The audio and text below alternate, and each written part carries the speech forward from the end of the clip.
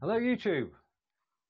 This is Stephen in Wiltshire in England, and I've lost all my notes, but we're going to start the show, and I'm going to say hello to Stu Grubbs, who's the CEO of LightStream. Hello, Stu.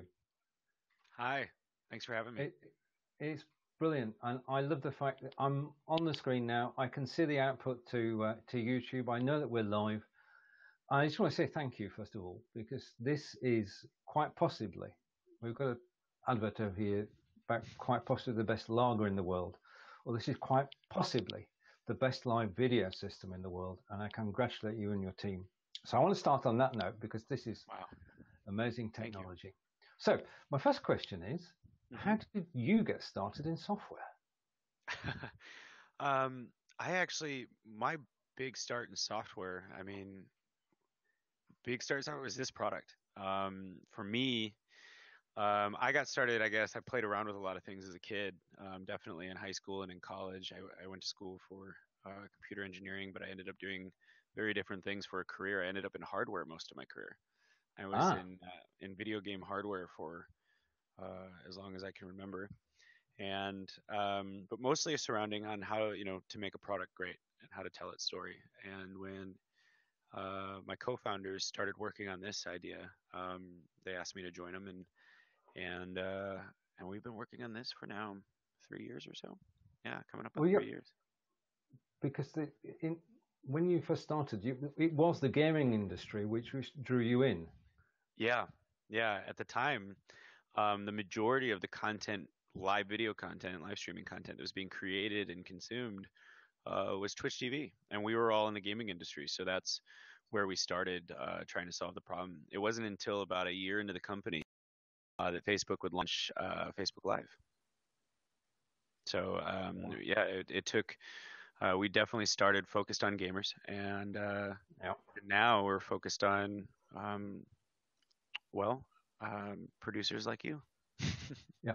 I mean, with the gaming industry is one that is very intensive, isn't it? It's real time. It's got to work. If it doesn't work, then the gamers wouldn't have taken to it. But you actually won an award for that, didn't you? Here in Chicago, For the games. the Innovation Yeah. Awards. Yep. Yep, Um, we did. so right. So Facebook Live comes out, and what were your first thoughts? Our first thoughts is that this is a new class of streamers. This is a different type of content creator than we necessarily had talked to before. We're gamers. We knew, we had to get the game into the stream and in a high quality fashion. We had to be able to bring on alerts and cameras. Um, and what we found with Facebook Live was it was much more about individual storytelling, and those stories varied everything from small business owners trying to get the story of how they started or what they're experts at, that sort of thing, to people that had subjects that they were really passionate about. And all of it was, whereas Twitch was hyper focused, at least at the time, on I want to stream my game, put my camera in the corner, and maybe have some Yeah. alerts that said my friend subscribed. We found that with Facebook Live, there were just so many different use cases, so many different types of people with different things they wanted to share and say, and that led to a number of different configurations and tools that we kind of built into the product. But we were excited about it. Obviously, nervous about a market that we didn't understand as well as we understand gaming, having been in it for so long. Um, but excited about how people would use our product in so many different ways. So. Well, that's it. I mean, the live video has taken off. Before Facebook Live, there was Blab. Then there was Fire Talk and Smile Time, and those three are not in the Facebook Live game. So it's open, isn't it? And the other thing is that I know a lot of YouTubers, all of whom go live solo. There are very few who go live, and you can now do 8 on screen, can't you? Yes, yes, we can. Yeah. So we're talking about a system that you've developed. And what was your aim with the system, your first aim with the system on going to YouTube? Our first aim on going to YouTube, it was actually when YouTube launched YouTube Gaming. And so it was still around gamers at the time. It wasn't until later that we would look at YouTube Live, as the more as the wider reach product, or YouTube Live scheduled services. So that those things came definitely later as we started to expand into non-gaming streamers. So, but the idea was is that we wanted to get to a point where we could you could utilize the product for whatever it is that you wanted to say and send that to Okay. wherever you'd like. And that included YouTube, obviously, as one of the largest platforms in the world. So, Well, it is. I mean, there's a difference between YouTube and Facebook, isn't there? I mean, YouTube has got, what, 1 billion users? mm-hmm. Yeah. And Yeah, it's open, it's open. I mean, the thing that I'd like about YouTube is that people go there to watch video. right. They So don't go you're there to discovering. Yep. So I always say that Facebook has a built-in audience. So if you have a Facebook page with 1,000 likes for your business, or you have 1,000 friends on your personal page on Facebook, the nice thing about Facebook is that when you go live, you have a built-in audience of people who are more than likely going to see it. And what you'll see when you go live on YouTube um, is that you definitely have to promote it, but it's Yep. usually a destination. We call them destination streamers, where you have come here, watch me over here. I'm building a brand in this location. Whereas Facebook is, I have something to say. I happen to have all these connections already, so I'm just going to Yeah. go live, and people will definitely just see me by default, whether they like it or not. So it's definitely a different vibe, but uh, you know, I think they each have their use case, and YouTube definitely has its ability to be more either branded or destination based, less tied into the Facebook ecosystem, and more to the broader internet audience. So, Right. Now, one of the keys that you brought to this and you brought to live streaming is people have got varying powers of computer. And we're talking about people in the East still running older systems and people in the West running brand spanking new machines. But you've changed things, haven't you? You've done something which helps everybody to broadcast. yeah, Level the playing field. yeah. So we're doing a couple things there. I mean, first it started with, can we make this easier? And I think that's something we continually work at. There's new products coming out all the time that have simplified the experience just a little bit more, and so we look to see how we could do that ourselves, and just constantly be improving there. But the goal is, it's sort of like, I don't know if you've ever played games, but to take some of my gaming industry experience. I have played games. Not all the time, not as much as my sons do, but I have played games, yes. So to take some of our gaming industry experience, there's this concept of unpacking facility as you gain more experience. And so when you start the game, you don't know how to do anything. And so the game teaches you how to crouch under the log, jump over something else. But by the end of the game, you have 46 weapons that each have 18 million stats, and you know how to use them all for what situation you end up in. And so the idea is that, can we build a studio where you come in and you go, okay, I get this. I know how to live stream in a matter of minutes. But then when you do graduate, when you do want to explore more advanced setups, that the product grows with you and you're able to find those settings and find those customization points and find those additional features that make your stream just that much better than anyone else. And so you can, it sort of it grows with you as your knowledge does. But we try to get as much of the technical stuff out of your way in the beginning, and then maybe offer it to you later as a point of customization. Yeah, I mean that's it's the ease of use, which I like, because you can take a screen like we've got now, and you can add to it. I mean, the text that's showing at the top of the screen at the moment, which is when we started the show, I can just simply hide that, go to live, and that text is gone. Yeah. With the logo, I can bring new graphics in. I just wanted to show the power of this and the speed of this. If I just bring an image in and sort of size it so that it goes down there, when you're actually live, you can make changes to the scene. You can make it more interesting. You can make the scene more dynamic. Right. And I've just brought the logo, our own logo, in bottom left-hand corner. But the thing is that this is not just, we can do it live, but you can have as many scenes as you like. So you can set up, before you broadcast, a scene which is 2 people on screen, 6 people on screen, 8 people on screen. Yeah. You can bring in video. Now that's pre-recorded video. Now, Mm-hmm. can you talk about that for a moment? How that operates? Yeah, so we had a couple of users that had, say, an intro video. I'm going to be live in 5 minutes. Here's a little Yep. bit about, some of the streamers on Twitch, for instance, will show highlights from previous streams.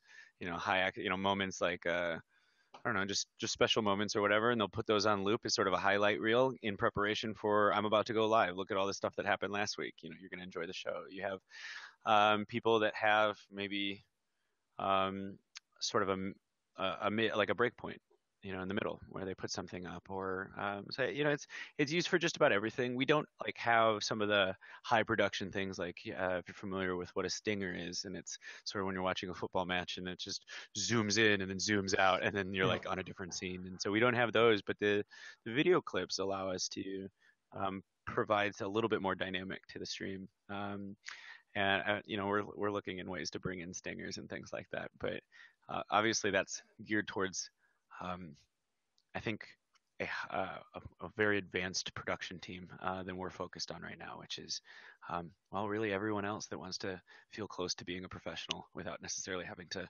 have $18 million of equipment on their desk. That's the so. What I find that when you get into those professionals, you've got art directors, you've got artists, you've got full studios, but you've allowed everybody to experiment and to bring art into a live broadcast in a way that we've not seen before. We've had the ability to display images, but now you can display images in context. And I was on the show on Saturday, which was the first interview show we've done on YouTube using LightStream with Vincent. And I'd like at this point to move things around a little bit, because this is the beauty of it, that I can move the screen around and I can hide the logo. So I'm going to hide the logos, and just bear with me a moment. Doesn't take long, and I'm just using a steady hand so that I don't lose either of us on camera. But I can now bring in Vincent, who Vincent was nearly ready to come in. So I'm going to bring Vincent into the screen, and I'm going to send it live, and you should now see 3 people on screen. Hello, Vincent. Yeah. Now, I'd like to introduce you both. Vincent and I have known each other for a couple months, and we've been live on Facebook, and we've got to know each other well, respect each other, and we did the show together on Saturday, which was a blast. And I'd like you to meet Stu, who is the CEO, and it's great that you've come to join us today, Stu. So over to you, Vincent. Stu, I really appreciate saying hello to you. Yeah, it's nice to meet you as well. Yeah, I looked at your website and I tried the application. I took the wonderful training through Stephen, and I had my first show with Stephen the other day, and it was really fun. I mean, I can't really put into words how cool it was to do that show. It was just a blast. Well, thank you very much. I appreciate that, and I'm glad it's been helpful. We've always been really excited about it, and I think now more than ever to see as many people using it as they are to level of success, and then have Stephen teaching so many on our behalf is awesome. Thank you. But yeah, thank you for the kind words.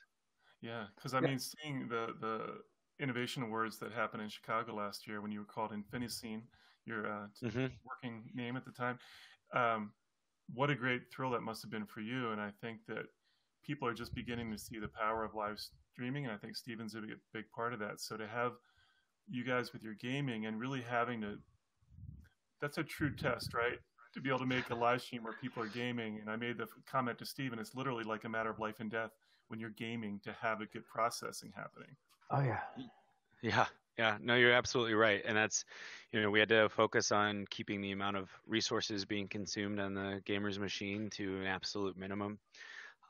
There's also something to be said, that I think gives us a real strategic advantage over maybe other solutions, not not necessarily in the way that their products are designed, although we do strive to be one of the best at that. It's more about because we started solving for gaming, there's a lot of motion in video games video, and so it makes it highly complex to keep it crisp and to keep it at a high quality because of all that. The keyframe, if you will, for those of Steven's audience that are technical, the keyframe is constantly changing, and it's whereas when we're doing this, most of what's surrounding each of our heads is stationary, so it's much easier to do something like this. So the fact that there's a level of quality I think that we were able to dial into, and if we can do that really well, then we can pretty much do anything else, fairly well. But it's always a process, and the tech's always changing and trying to improve. And that's kind of a nice segue, if I may, Stephen, to ask Stu about what you and I talked about. I know going back, Stu, a few years, I work with youth musicians. Okay. So I do set up events, and lately, the past couple of years, I've been doing some international work where I've connected with a wonderful guitar player in Romania, fantastic vocalist in Australia, terrific all-around musician in London. Now I'm tapped into Canada in a couple different ways. And I thought it would be really fun, and Steve reiterated this to me the other day, where how cool it would be if we had an application where you could do some live jamming online real time. Yeah. And to be able to stream that? Exactly. So I haven't tested it just yet, and I wanted to get your input on that, what you thought about that. Seems like a workable idea, if there can be no latency in what's happening.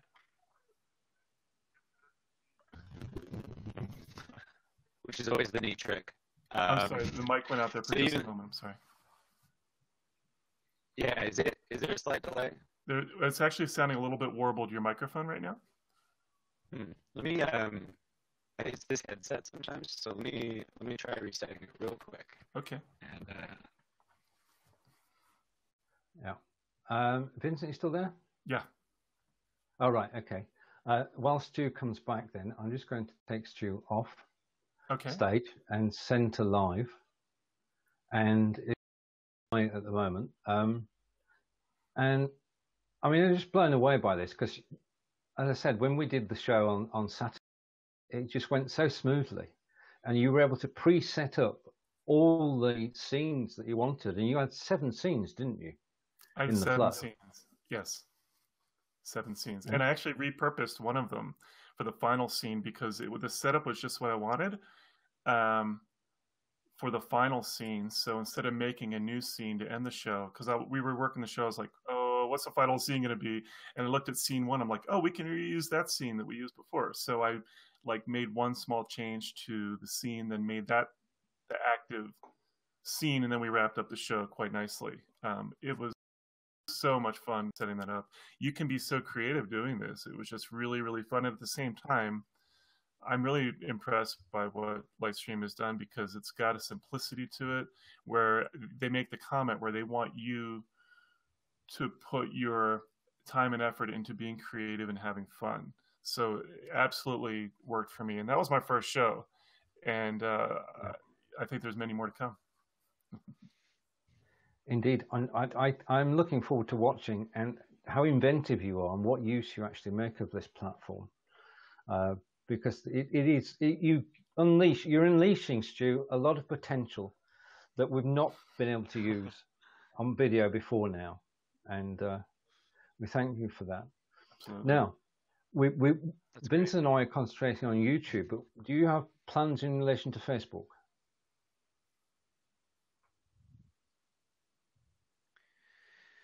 Yeah, so a couple of things that we just haven't gotten to yet that we're planning to do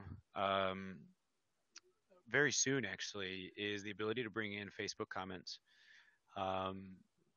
And so to bring those into if you guys have all seen Steven's course, and you've seen on the right side where chat usually appears, but for Facebook, we don't actually have that. So we're working on bringing that in, and then the ability to bring those on stream live as comments come in as sort of a Q&A. We've seen that functionality in a number of products, and we've been focused on a couple of core technology improvements before we started adding more features to the studio.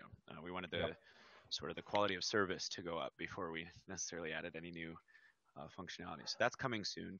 And then in general, there's some things around Facebook scheduled broadcasts, which technically you can achieve now. We launched a new feature called custom RTMP destination. And so technically you could set up a Facebook scheduled event and then use that stream key and ingester. It's a very technical process, but for the advanced streamers that know how to do scheduled Facebook, maybe it's not too obtuse. But we'd like to make that less difficult and have you be able to schedule a broadcast right from in LightStream. So those things will probably be coming early in the new year. That's something to look forward to. But we've got more than enough with going live to YouTube, because the thing we've not got on Facebook. Are you receiving Facebook, me on a slight delay? I can see you perfectly. I think I'm good. Yeah, we're good. I think that the thing that we're all blown away by YouTube is the quality of the video afterwards, because a lot of people, when they broadcast, want to be able to repurpose that video. And that's why YouTube is important. And my feeling is that in 2018, there is going to be a lot more use of live video chat. Right, okay. And Vincent, I mean, what we can try and do, if the two of you can just talk for a moment, I just want to set something up just to show what we can do with this. Okay. I agree.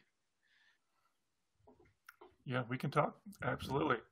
I just feel that I find it so fascinating that you were all gamers.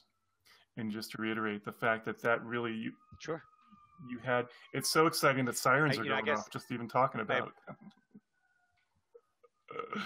So you're setting off sirens. That's how exciting this is. You hear that siren in the background?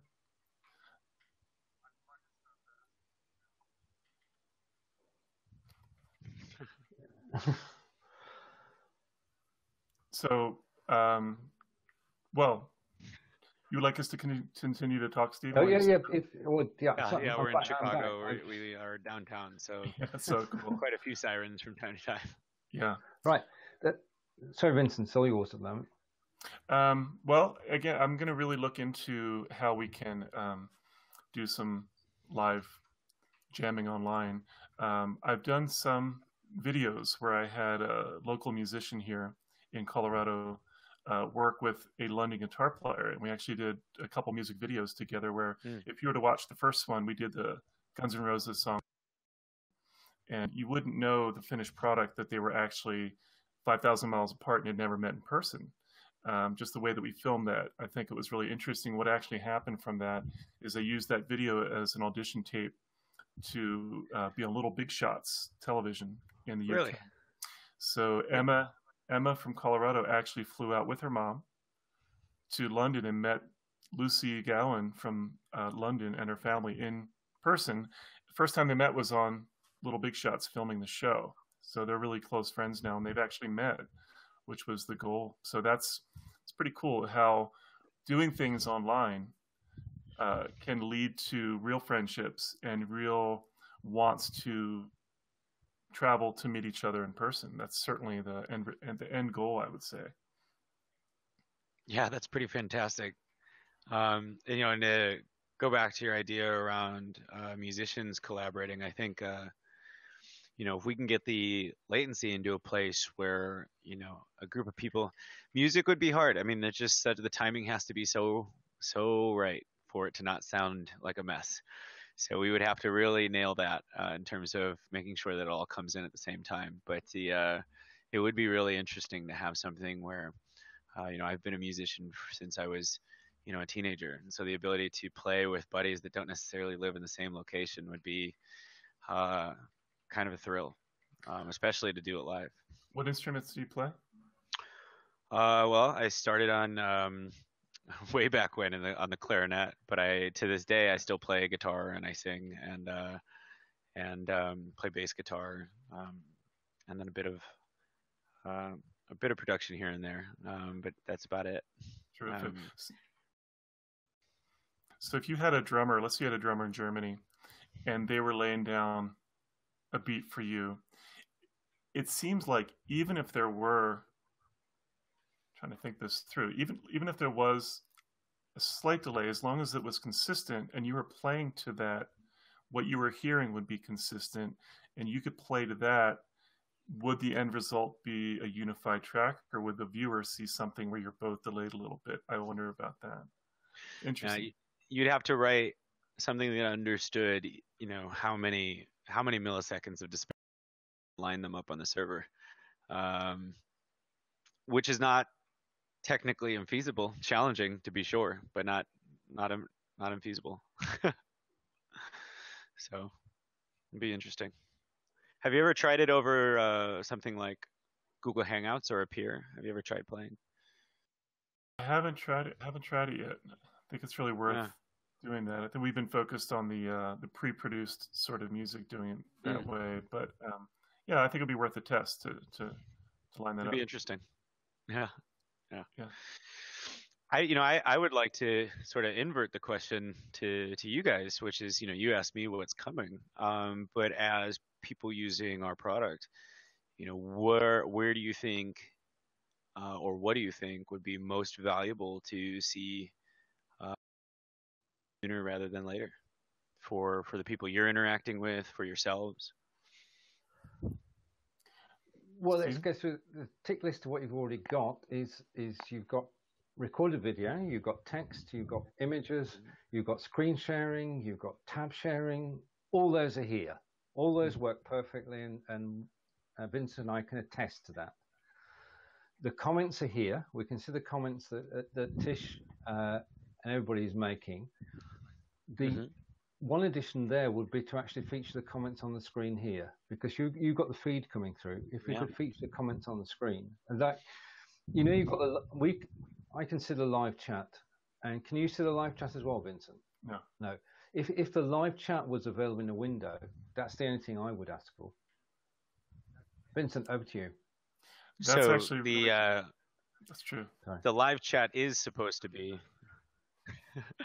The live chat's actually supposed to be here in the green room, and I've let the developers know that it has disappeared. So Vincent and I both should be able to see the live stream chat, but it looks like the chat isn't showing up. So we found a bug. Okay, I would say regarding the video, I didn't do video on purpose in the first show, just because I was thinking about all the other aspects. Now, my understanding is when you do bring in a video, there's a 200 megabyte limit. Is it 200 megabyte? Which is typically for high HD video in 720, I'm guessing about 2 to 3 minutes, which sounds great. And I was told that at this point, it pretty much automatically starts to play when you bring it onto the screen. Is that how that works? It would probably be cool if there were a potential to have a stop and start control in the video. It would be something I would think about, so that you could kind of bring it up and then you could play. There's a couple different ways you can kick it off, but yes, that is one of them. Okay. Yeah. I think at this stage that we are still exploring, and right. Yeah, I agree. Yeah, we've talked about that as well. It has to.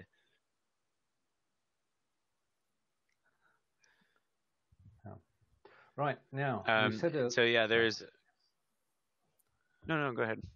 You were finishing up your comments, Stu, about the video. Yeah.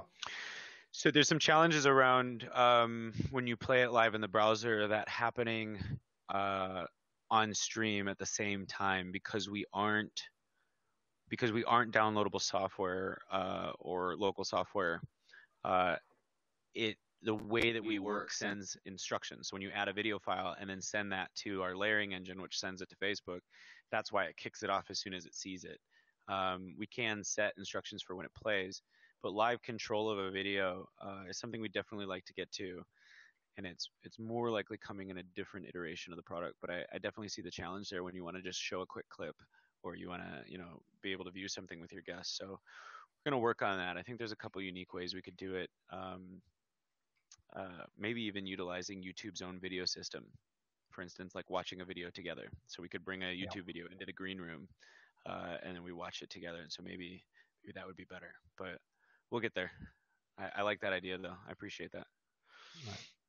Now I've just changed scene. I'm not as artistic as Vincent here. All I've done is taken a photograph of what we see when we come in as show producers.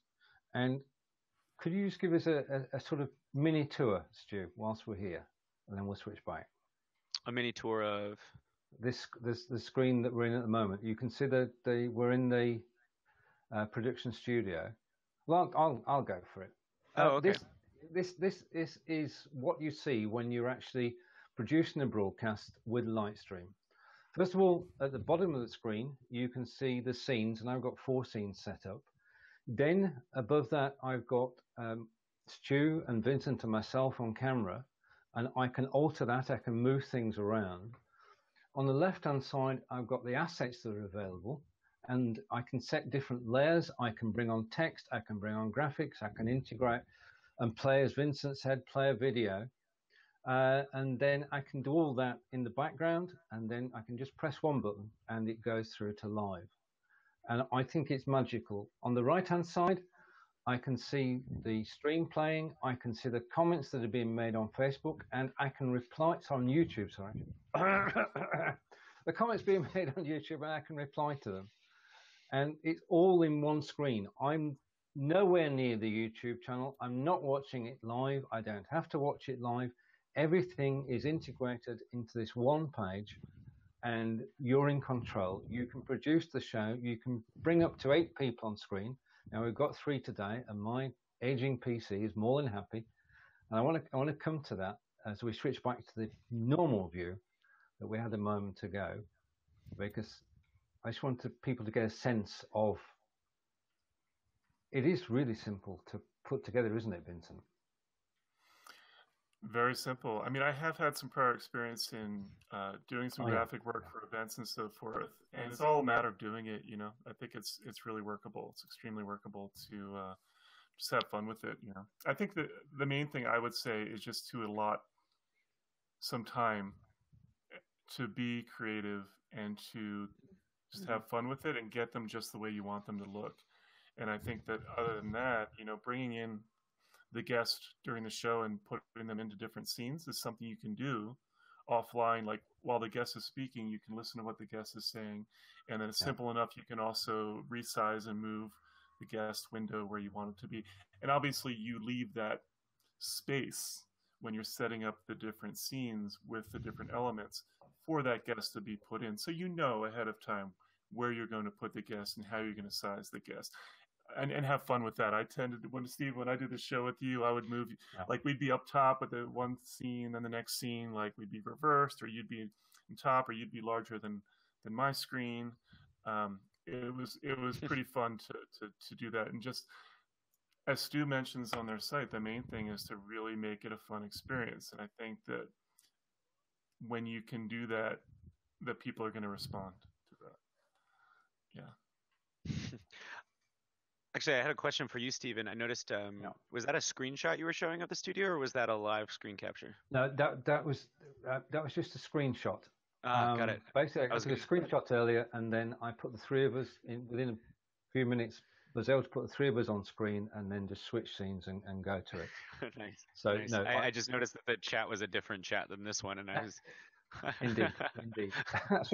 I should have explained, but I just wanted to give people a sense of what the studio looks like from the producer's side.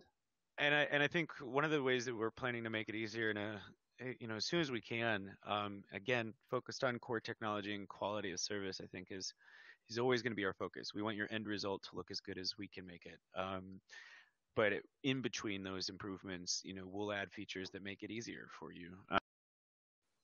Here at Design, it's extremely challenging, I think, for a lot of people who may have something to say, but they may not be the best designer in the world, or they may not be the best at setting up their scenes, or whatever it might be. So templates is something that we're coming and to provide you with like a side-by-side layout and a 3x3 layout where you can just slot guests in and you don't have to worry about it, and maybe some overlays that we provide that you can just type text into so it looks nice. I don't like the way some other platforms kind of force you to use their design, but maybe we upload an image for you and you can customize that the way you see fit. And then, you could maybe get inspired later on and create your own custom images that you can put into those templates and that sort of thing. So we're toying around with a more advanced kind of templating system that allows you to just kind of get up and running without a whole lot of sizing everything just perfectly and making sure it's perfectly positioned and all that. Yeah. I wanted to ask a question, if I may. Stephen and I are blown away by this. And Stephen's been involved in the live streaming longer than I have. I've been interested in live streaming for about 5 years, but I'm pretty recent to actually utilizing it. It seems, Stu, that you're really in a really cool position as a entity for LightStream, because you have two people that are taking live streaming pretty seriously, who are wowed by the product. I know we've been throwing a lot of adulation your way, but I think it's well deserved. You must be pretty excited about the possibilities here, right? Yeah, and I think that's one of the. And first of all, thank you. Building something like this, both the business side and the technology side can be challenging and stressful at times. So it's always nice to talk to people who are really enjoying the product, because it makes it that much easier to working as hard as you can on it. So I really do appreciate all the kind words and the feedback. Honestly, Stephen and I have troubleshooted a few things now to help improve the system. So I've been really grateful for that. I think from a possibility standpoint, one of the greatest challenges that I think our team faces is harnessing that excitement. It's very easy to suddenly want to do everything. And really cool applications of what we've built. We launched something new for people that didn't want to switch their whole setup over to LightStream Studio. We have this LightStream Prism, and Prism is for everybody who's using OBS or XSplit or these more technical products to be able to do the multiplayer streaming and put their gameplay side by side. It's a very simple product, and that was one of those. Let's build this in a couple of weeks. Let's see how people use it and enjoy it, and if it's worth investing a lot of energy into. And it turns out it is. People are loving that product. But there's another half dozen ideas that are similar, right? That we could spend a ton of time on, because the technology is so cool that there's a lot of ways it could be used. For instance, our compositing, our layering of your video. For instance, what Stephen has set up right now. All three of our cameras are coming from Vincent. I'm not sure where you're located. I know Stephen's all the way in the UK. Colorado. Perfect. Yeah, that's where I was born. That's where I'm from. Oh, wow. All my family's from Colorado. We're in Colorado. Yeah. Lakewood. Excellent. My mom went to Lakewood High. But yeah, so I'll see you this ski season. But the layering, everything that you see that Stephen's put on stream is actually happening on our servers.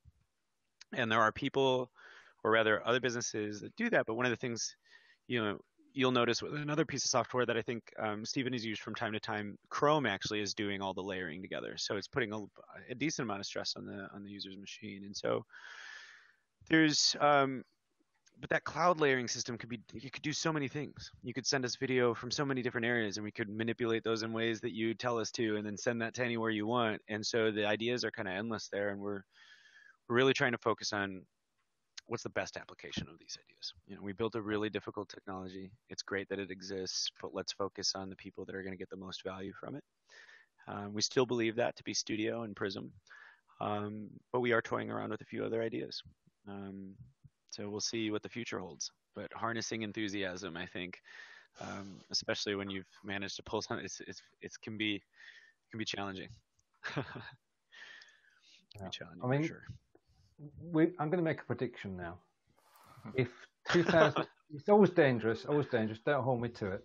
But I think that 2017 has been Facebook. 2018 may well be YouTube. And LightStream is well set to create a market which doesn't exist at the moment. And that is video chat and live video shows where people come together from around the world and meet up. And you've got interviews, you've got chat shows, endless possibilities. So looking forward to 2018, and LightStream is a big part of that.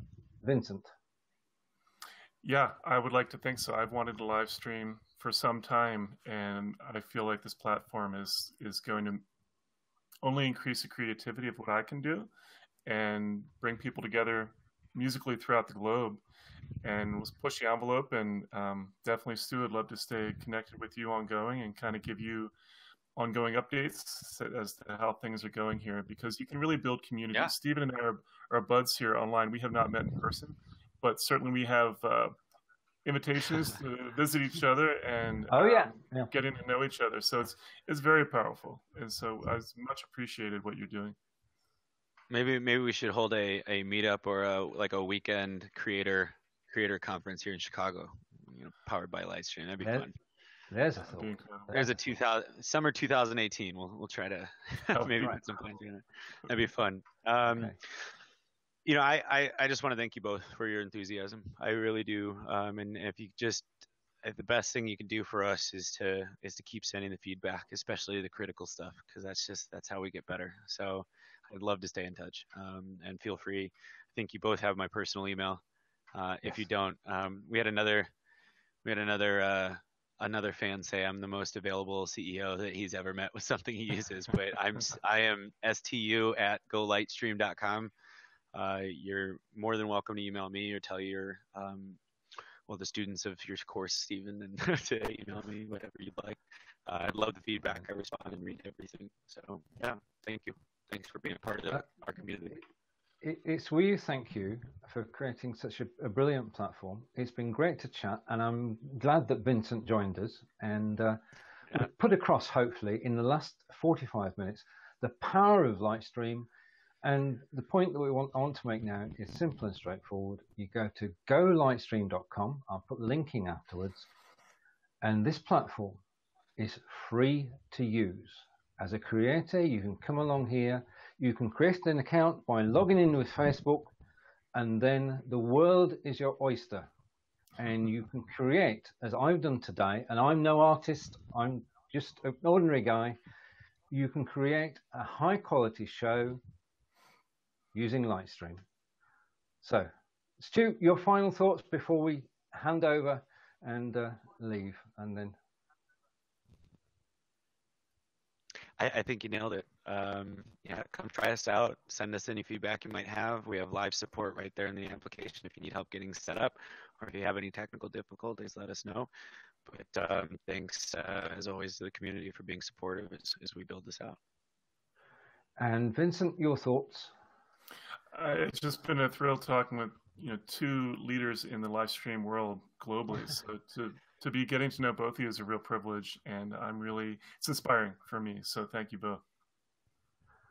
And I thank you both, Vincent, and especially Stu, for bringing this wonderful system to be used to go live to YouTube with up to 8 people on screen. To everybody who's watched us today, I want to reach out and say thank you. And from Wiltshire in England, I say good evening and enjoy the week. And from Colorado and from the west of America, from Chicago. Yeah. So from the three of us, take care, everybody. We'll see you again soon. Goodbye for now.